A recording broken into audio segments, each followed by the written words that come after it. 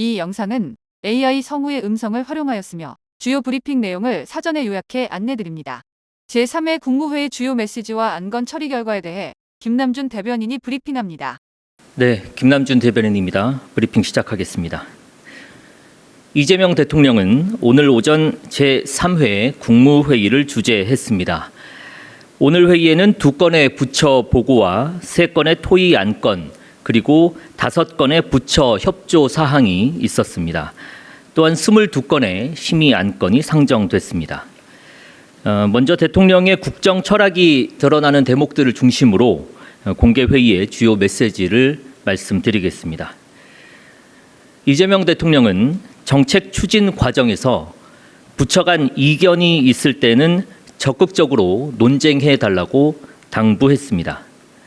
우리 사회에 다양한 이해관계들이 있는 만큼 갈등은 필연적으로 발생합니다.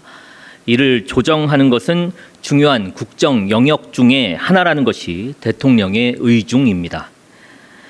부처들이 국민을 대신해 논쟁하지 않으면 결국 국민들이 직접 갈등에 직면하게 된다는 측면에서 이 대통령은 부처의 적극적인 논쟁을 다시 한번 강조한 것입니다. 오늘 회의에서도 이 대통령은 특사경 확대에 관해 직접 부처 간 이견들을 끌어내며 쟁점을 확인하기도 했습니다. 이재명 정부는 활발한 토론이 살아있는 사회를 만들기 위해 최선의 노력을 다하겠습니다. 이어 이 대통령은 규칙이 지켜지는 사회의 중요성을 강조했습니다. 이 대통령은 규칙을 지켜 손해보고 규칙을 어겨 이익 보는 사회가 되어서는 안 된다고 지적하고 비용과 시간, 인력이 들더라도 이를 반드시 근절하라고 지시했습니다. 이는 대통령이 만들고자 하는 국가상을 보여줍니다. 특히 이와 관련해 이 대통령은 회의 전반에 걸쳐 체납관리단의 인력 확대 필요성을 거듭 강조했습니다.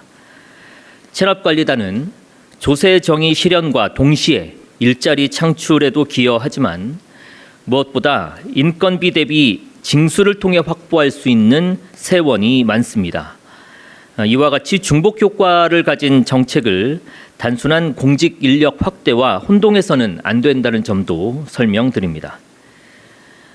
한편 대통령은 체납관리단 등을 운영하면서 적정 임금을 지급하는 등 정부가 모범적 사용자가 되어야 한다는 점도 함께 강조했습니다. 다음은 안건 심의 결과를 말씀드리겠습니다.